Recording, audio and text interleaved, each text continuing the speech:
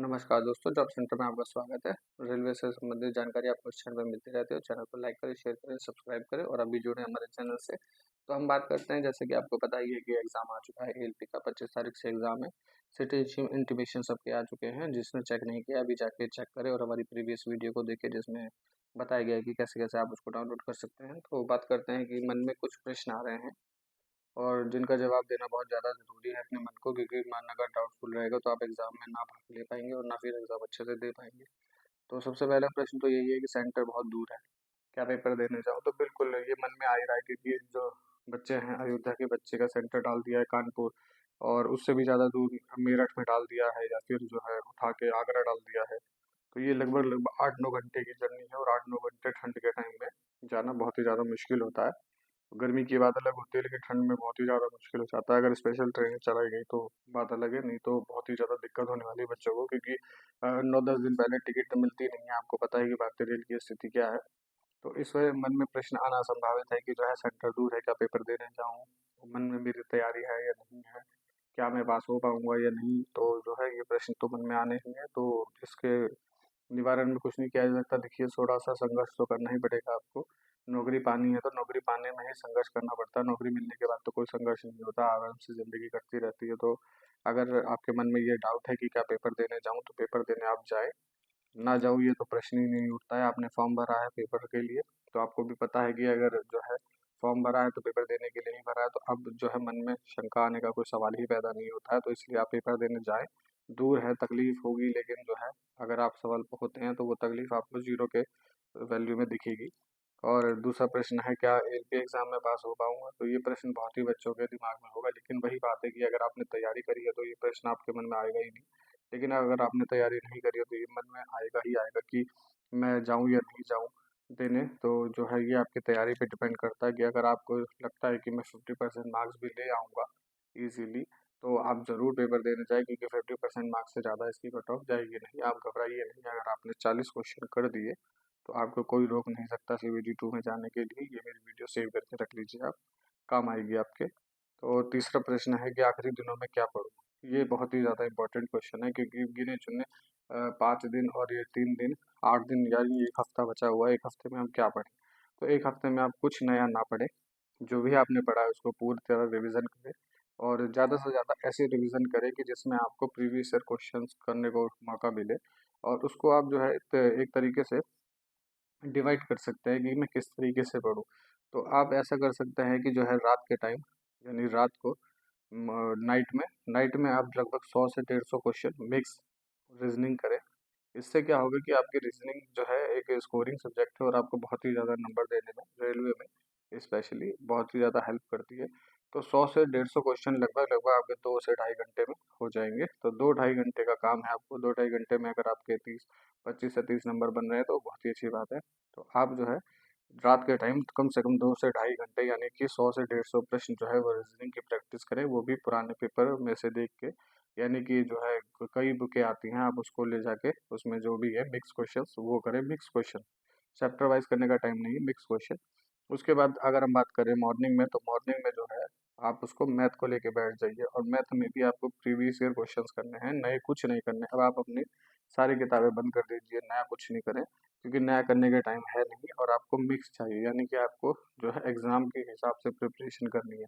Exam में आपका कोई भी अब चैप्टर वाइज नहीं आएगा, यानी कि एग्ज़ाम में तो मिक्स आएगा। एक साधारण ब्याज का है, उसके बाद औसत का आ जाएगा, उसके बाद आयु का आ जाएगा, इस टाइप से आएगा। तो अभी आपको चैप्टर वाइज रिवीजन करने की ज़रूरत नहीं है, मिक्स रिवीजन करिए। मैथ की आपको कई यूट्यूब चैनल हैं जो वीडियोस कराते हैं, या फिर कई बुक्स हैं, जैसे कि रुक्मिणी प्रकाशन की हो गई, या और भी बुक हैं। इन सब बुकों को आप जो है पढ़ेंगे तो इसके अंदर मैथ जो है वो जो सिलेक्टेड मैथ, यानी कि जो प्रीवियस ईयर क्वेश्चन में 25-25 आए हुए हैं, उनके एग्जाम वाइज बना के, कि मॉर्निंग में, फर्स्ट शिफ्ट में, सेकंड शिफ्ट में, इस तरीके से उसमें क्वेश्चंस दिए हुए हैं। तो वो आपको अगर करेंगे तो उसमें आपकी मिक्स की वैरायटी आती रहेगी, और आप उसको जो है अच्छे से रिवीजन कर पाएंगे, और एग्जाम में अगर आता है तो आप इजीली कर पाएंगे। रही बात दोपहर में, आफ्टरनून में, तो आफ्टरनून में आप साइंस को लेके बैठिए। साइंस आपको स्कोरिंग सब्जेक्ट है, खासकर फिजिक्स और केमिस्ट्री, ये दोनों आप जरूर पढ़ें।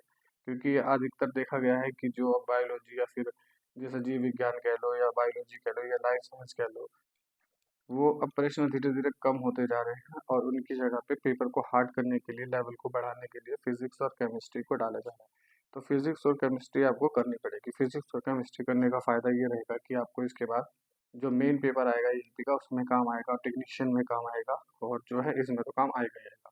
क्योंकि बायो तो अधिकतर बच्चों ने कर ली है, बायो में कोई दिक्कत होती नहीं है।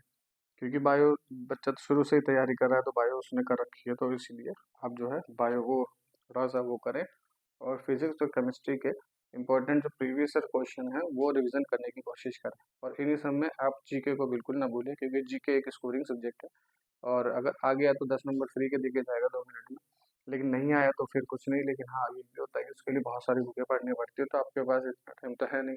तो आप सीधी सी स्पीडी ले आइए, one liner, one liner speedy, और उसमें प्रत्येक दिन 1 घंटा दीजिए, बस सिर्फ 1 घंटा।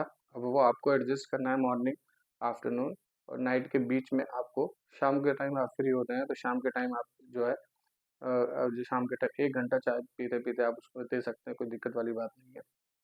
तो शाम को आप उसमें 1 घंटा जो है 1 आवर जो है आपको स्पीडी के 4-5 प्रश्न जो भी है, 4-5 पेज जो भी पढ़े जाए वो आपको पढ़ने हैं।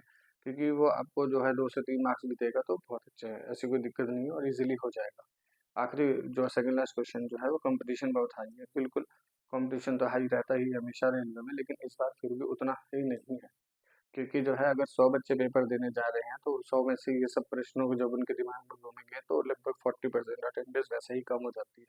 तो लगभग लगभग 8 या 9 लाख बच्चे ही पेपर देंगे, इससे ज़्यादा बच्चे पेपर नहीं देंगे और वैकेंसी इतनी है कि हो जाएगा।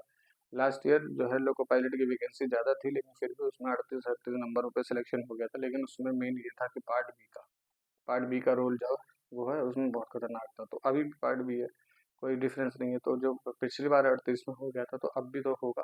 तो इसीलिए आप टेंशन ना लें। 75 में से जो है ज़्यादा मार्क्स नहीं, तो अगर आप 50% भी कर लेंगे तो आपका सिलेक्शन कोई रोक नहीं सकता। यानी आप 40 नंबर अगर करके आ गए 40 क्वेश्चन, तो आपको कोई भी नहीं रोक सकता। अब लास्ट है कट ऑफ किया जाएगा, तो कट ऑफ हमने बता ही दिया है कि अगर आप 50% पेपर कर लेते हैं एक्यूरेट, 100% एक्यूरेसी के साथ, तो आपको कोई भी नहीं रोक सकता है। तो सिलेबस की हम थोड़ी सी देख लेते हैं कि सिलेबस आखिर क्या है इसमें। तो सिलेबस के लिए हम देखें तो इसके अंदर जो है जो है CBT 1 में 60 मिनट का जो है टाइम है बिल्कुल, और 75 प्रश्न है, 1 नंबर मिलेगा, 1/3 नेगेटिव मार्किंग है, यानी कि माइनस मार्किंग है। और जो है इसमें 40 नंबर EWS और OBC को UR को लाने हैं, OBC को 30%, SC को 30% और ये 25%। तो ये 40% जो EWS के लिए है, इसको अगर हम 50% कर देते हैं ओवरऑल सबके लिए भी, तो कोई बड़ी बात नहीं है। तो मिनिमम पासिंग मार्क्स है, लेकिन जरूरी नहीं है कि मिनिमम पासिंग मार्क्स पर सिलेक्शन हो। तो 50%, यानी कि अगर हम 75 का 50% निकाल देंगे, इसे अराउंड 80 मान लेते हैं, तो 40 नंबर बैठते हैं। तो 40 नंबर अगर आपने कर दिया, 40 क्वेश्चन अटेम्प्ट, और जिसके अंदर आप इजीली कर सकते हैं, क्योंकि 25 नंबर की तो रीजनिंग ही आएगी आपकी, 20-25 नंबर की, तो वो आप आराम से कर सकते हैं। उसके बाद मैथ में से 10 नंबर खींच सकते हैं। तो अगर हम देखें तो 20 नंबर रीजनिंग हो जाएगा, 10 नंबर मैथ हो जाएगा। उसके बाद साइंस में भी 10 नंबर मान लीजिए, तो उसके बाद बचे 5 नंबर यहाँ हो जाएगा। तो आप इजीली जो है जब 45 नंबर तो वैसे ही ले आए, और 45 भी छोड़ के हम कहते हैं आप 40 ले आइए। 40 लाने के बाद आपका कट ऑफ जो है इजीली पार हो जाएगा और आप जो है CBT 2 में क्वालिफाइंग हो जाएंगे। लेकिन ये थोड़ा थोड़ा वेरी भी कर सकता है, 40 से 45 भी हो सकता है, क्योंकि जो है जहाँ पे वैकेंसीज कम है वहाँ पे थोड़ी दिक्कत होगी। लेकिन कुछ जोन ऐसे हैं जो सेफ जोन है या जो मिड मॉडरेट जोन है, उसके अंदर आराम से 40-45 नंबर में आपका सिलेक्शन हो जाएगा। तो यानी इतने घबराने की जरूरत नहीं है। और आपको अभी चैप्टर वाइज नहीं पढ़ना है बिल्कुल भी, ऐसे ऐसे आपको मिक्स क्वेश्चंस करने हैं, चाहे वो साइंस हो, चाहे वो रीजनिंग हो, चाहे वो जीके हो, या चाहे वो जो है मैथमेटिक्स हो। आपको जो है मिक्स क्वेश्चंस करने हैं। मिक्स क्वेश्चन करने में ही फायदा है, क्योंकि आपकी रिवीजन हर चैप्टर में से होता रहेगा। तो आई होप सो आप समझे होंगे, और घबराहट नहीं करनी है। सबसे पहले जो इम्पोर्टेंट है कि इस प्रश्न को जो है आप भूल ही जाइए कि पेपर देने जाओ या नहीं जाओ, आप फेल हो या पास हो, लेकिन आपको मैदान में ज़रूर उतरना चाहिए।